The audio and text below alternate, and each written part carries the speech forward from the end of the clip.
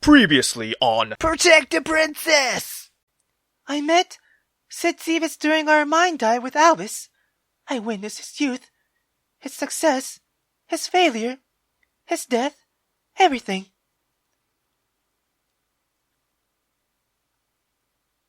Okay, I understand now. Alright. After meeting him, I felt that it wasn't depression or insanity that drove Sid to seclude himself for all those years. In fact, I'm sure he was seeking out a way to allow Rune a chance of redemption by researching a method to bring her back to life. To process without interruption, he adopted the persona of a heartbroken man. And he sought out his deceased daughter's soul by using a method similar to the Path Down Mana Craft. What? Path Down Mana Craft? It fucking all adds up now! Holy shit! Sid! You're a fucking genius! Yo! It all adds up now!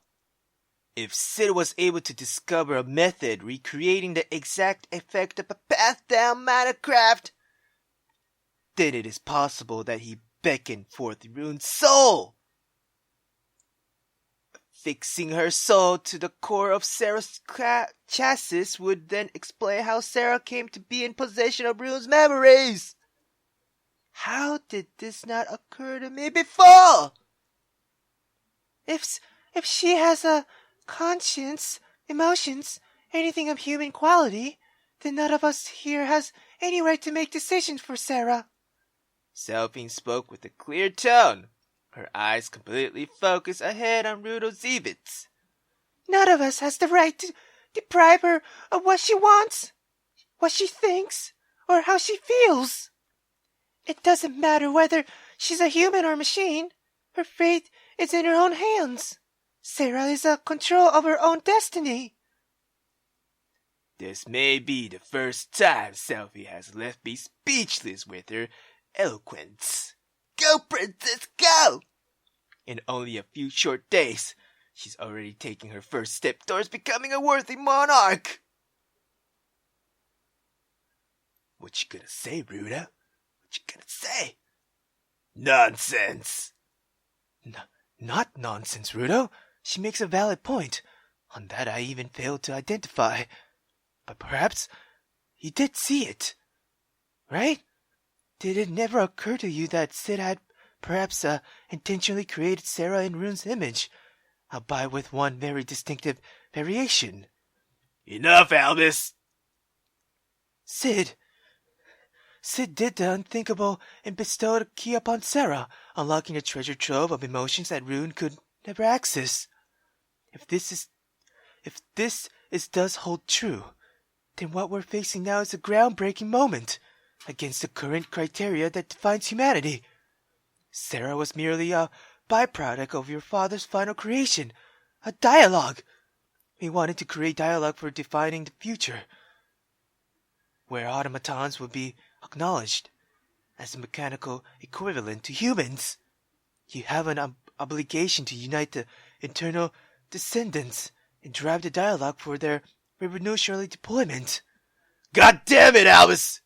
Get your head up the clouds already, fuck! Sarah is a machine! Machines are not humans! Let's assume for a second that Sarah is a human. Tell me, can a human be absolutely obedient and completely cut off all emotional output when commanded to do so? Because Sarah can. Absolute obedience is only possible for machines, not humans. If I ordered Sarah to behead someone, then by the gods, Albus, it would be drenched in their blood. Absurd. Not absurd, Albus. Logic is the key here. Logic demands that my deceased, yet demonic, sister be deemed a human because her cursed organs kept her alive and continued pumping vitriol throughout her veins. But Sarah also has a potential to resume Rune's senseless slaughter of innocents.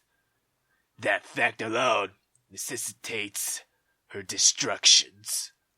But you can't dismiss the possibility that she will not resume Rune's rampage. You don't know if this implementation of emotional output somewhere opposite the potential that you fear so much. I tire of your speculations, Albus.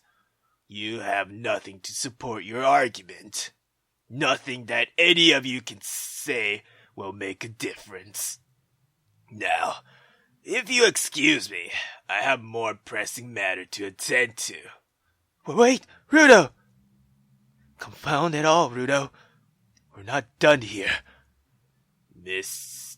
Zivitz, if Rune could be reborn, free from the defect that turned her into a source of your trauma and terror, would you ever embrace her again as your own sister? If you could bring yourself to look beyond all the pain and suffering you're enduring, I know it may be difficult at this point, but I believe that as a leader, you have the potential to demonstrate generosity and forgive her for what she's done. Huh. You know nothing about being a leader. Bitch, please! She's a princess! With that, Rudo Zebus left our company. Was this really the only action we could have taken? Fuck. The sun is rising now. Say what now?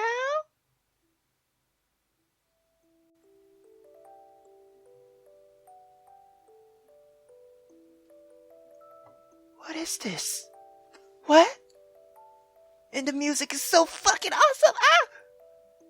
What is this? What is this? Wait, is that... Yeah. Please don't look at me that way, Sid. It feels like you're looking into a casket. Smile your wonderful smile, my love. You can't really expect me to smile. Not now. How could you bring yourself to smile, Eli, when you know that there's not much time left? It's not the fucking time airplane / helicopter, what the fuck? Alright guys, sorry about that. Anyway, yeah, there's not much time left. Yeah.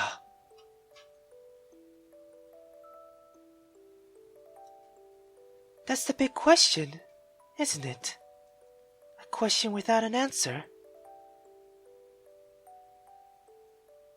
I think smiling, it's a much better alternative to crying my eyes out. I won't need to drink as much tea either. You got a point.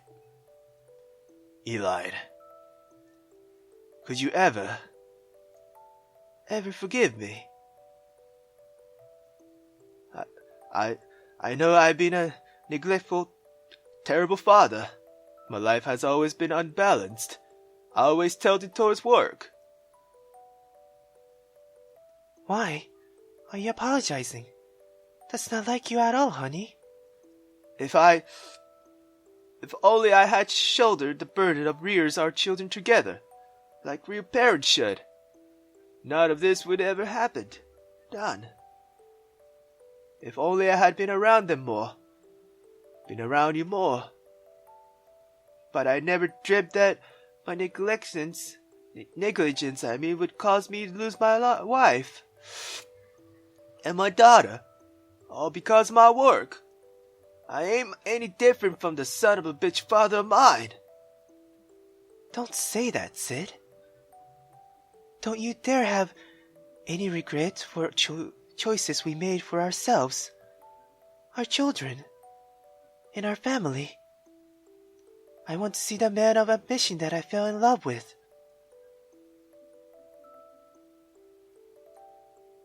What good a man of ambition if he can't even save the people important to him?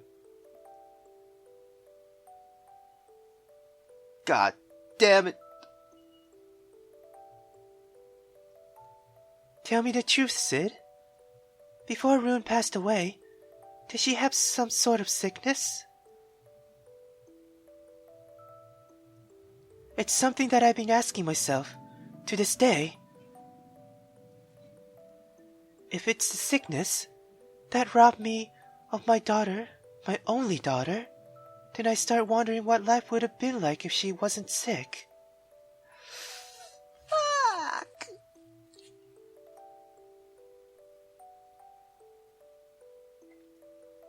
I can't say for sure, darling. I can't say for sure.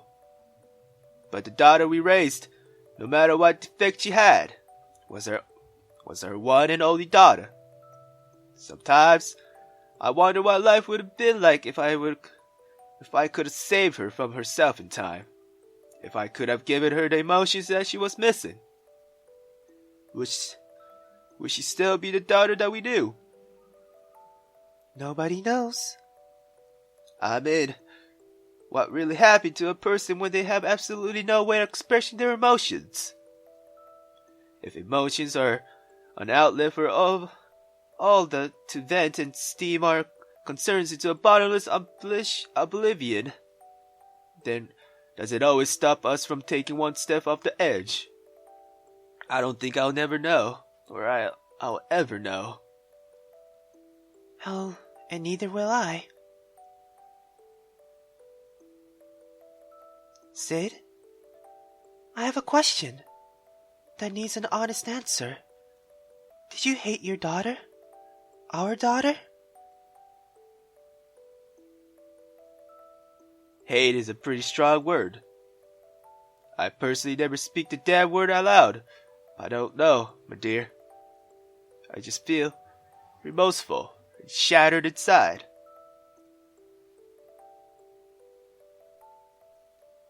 If I really had to put it in words, I think I might have hated her.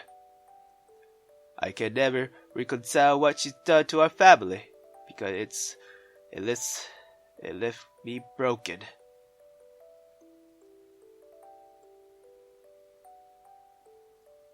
I don't think I could ever begrudge the girl for the rest of my days, though. She left a gap in my heart that can never be filled up again. Teehee. It's your turn to fess up, my dear. In all honesty, I felt nothing at first. Absolutely nothing. But I was in shock. I was numb from my head to toes because the rain clouds grew and swelled within my heart. I had so many thoughts running through my mind, but I could utter a single word. I was a prisoner, trapped within a stifling cloud of depression. I felt absolutely nothing, when I wanted so badly to feel something. But with time, the clouds slowly lifted and dispersed, leaving with a visceral, jolting reminder of the horrible reality that I had been returned to. It made me begin to question why I was even alive.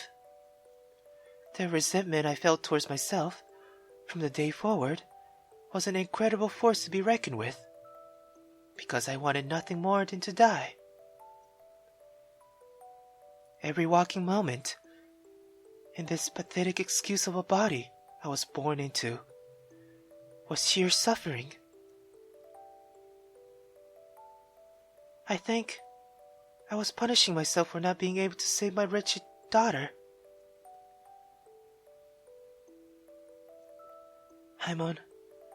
I'm a horrible mother, Sid. I've come to accept that fact, but strangely enough, despite all the suffering I've endured from Rune's cold and malicious act, I don't think I could ever hate her. There was so much I wanted to tell her. There was so much I wanted to ask her. I wanted to know how she was, what she saw things, if life always appeared great and dull to her, and what her final thoughts were. I want to beg for her forgiveness for failing in my duties as a mother, for being bound to her plight, being blind to her plight, for everything. Oh, wretched, sweet daughter of mine, could you ever find in your heart to forgive your failure a mother. I will be with you soon, my sweet Rune. Stop. Stop it, Eli. There's absolutely nothing for you to apologize for. You've been a fine mother to our children, and you know it, goddammit. Don't lie to me anymore, Sid. You've done absolutely nothing wrong. You practically raised our children single-handedly. If anyone's to beg for forgiveness, it's my sorry ass. I failed my test as a mother by letting my lifelong sickness keep me from my beautiful children. This all is retribution for my failure.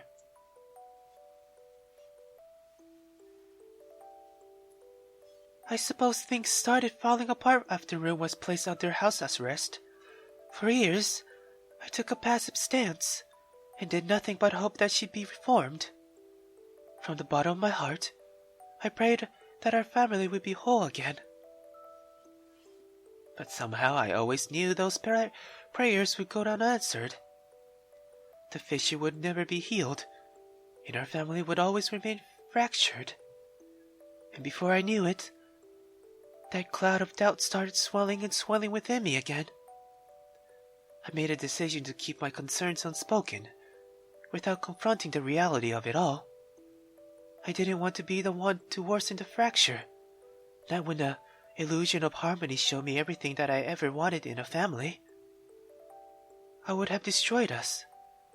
It would have destroyed us.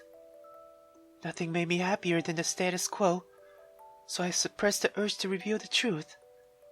And the very existence of the truth is what compelled me to pursue the portrait of my harmonious illusion. The portrait of a happy, perfect, and whole family. I was selfish. I was so deluded by a fantasy that I would completely turn away from reality. None of that matters now, Eli. It's all in the past. It's all in the past. You did everything in your powers to keep this family from falling apart. And no matter what you say, I will always accept the fact as the one and only truth. But I saw Rune cross-section. I knew, Sid. Even Rudo tried to force me to face the truth. He told me that Rune did to that poor cat. He warned me that she was up to no good again, but I didn't want to believe a single word he said. Fuck, bruh, fuck. I brushed my sweet son's words off, like they meant nothing to me. I did what I could to keep on living in a lie. And instead, I pushed my responsibilities as a mother onto him.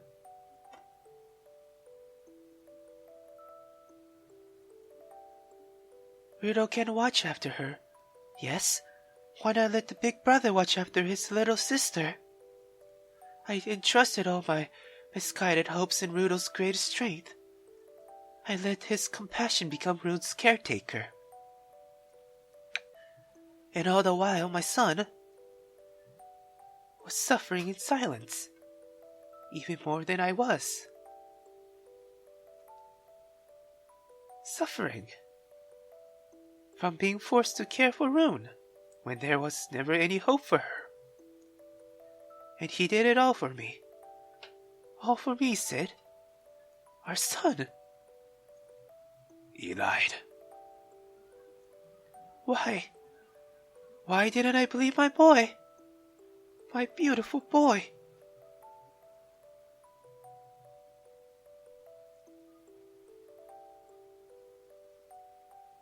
Sid, promise me that you'll never leave Rudo alone. Promise me.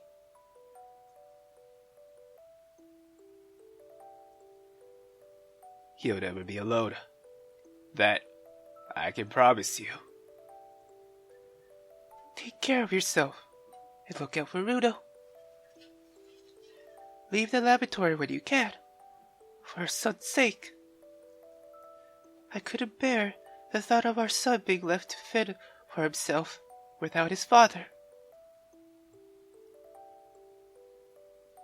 Rudo, we'll never know the meaning of loneliness, my dear. I promise you.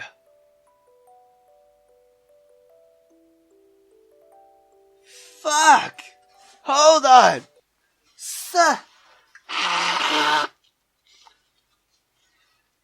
Oh my god! Fuck! It feels! Fuck! That very first coherent memory I have, I believe that's Rudo, was a yearning to escape from solitude. This solitude, otherwise known as the outer pole, and a frustration from the fact that I was a physically impossible feat to achieve. Frustration, yes, I could categorize it as such. It didn't sit well with me. That much is for certain. Unfortunately for me, the inability to express this irate emotion was crippling. I often observed people living their bright, monochromatic lives with a purpose, day by day. However, I had all the purpose of an empty clamshell.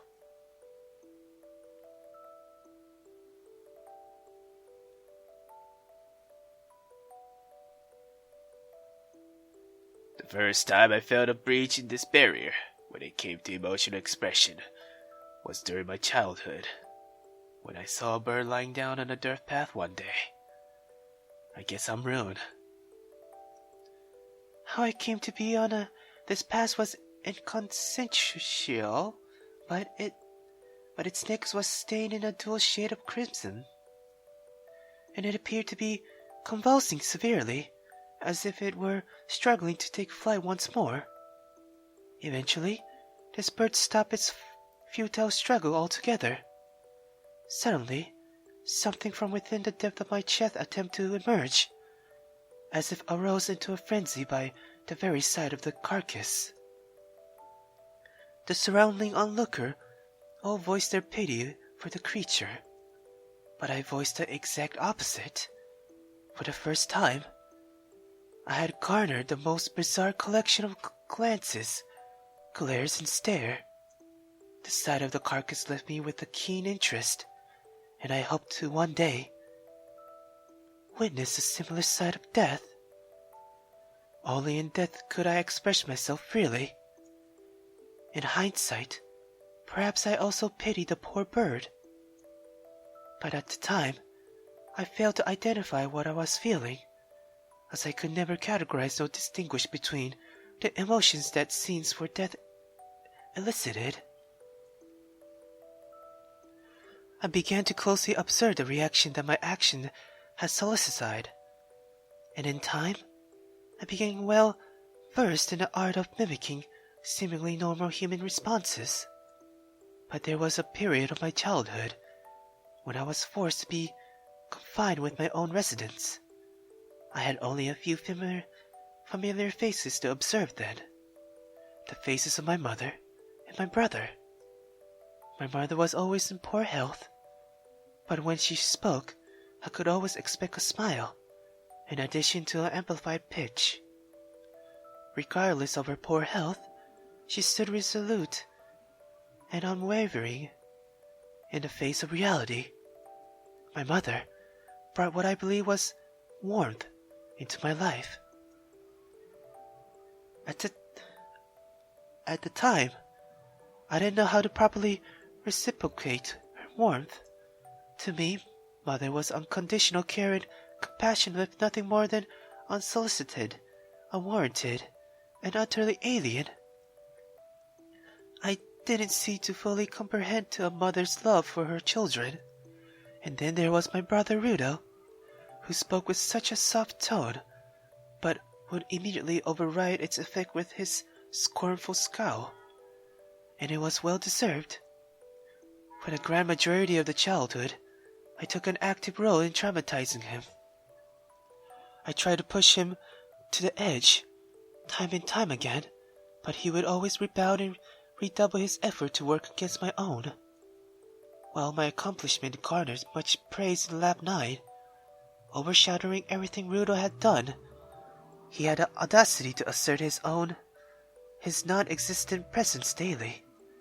He accomplished that he could with a little recognition for his contribution, and was constantly subjected to comparisons to our father. He was pressured by his peers to succeed the ingenuity and innovative mind of Sid Zivit, which was an insurmountable task it's for Rudo. But I suppose he never really had a choice in matter. As the only son and heir to Zivit's enterprise, Rudo had to scale the cliff towards a realm above our own. Compelled to succeed our father, he made his blind, hovering ascent upwards in search of the seat of power that he hoped, in vain, would someday be his to sit upon. While Rudo devoted himself to his impossible endeavor, I found an indescribable delight at the very thought of chipping away his footing. Upon reflection, I could have been expressing my envy towards him. Envy at his every attempt to meet and exceed the expectation of his peers. Envy at the very fact that he could openly express himself, when my own capabilities were limited to mimicry. Envy at his attempts, even now, to innovate and invigorate, as our father once did. There was nothing that I wanted more than to watch Rudo fail in his insurmountable endeavors, because my envy had reached its breaking point. Looking back now, I could honestly admit that I harbored a grievous misconception upon which I based my mimicry of emotion.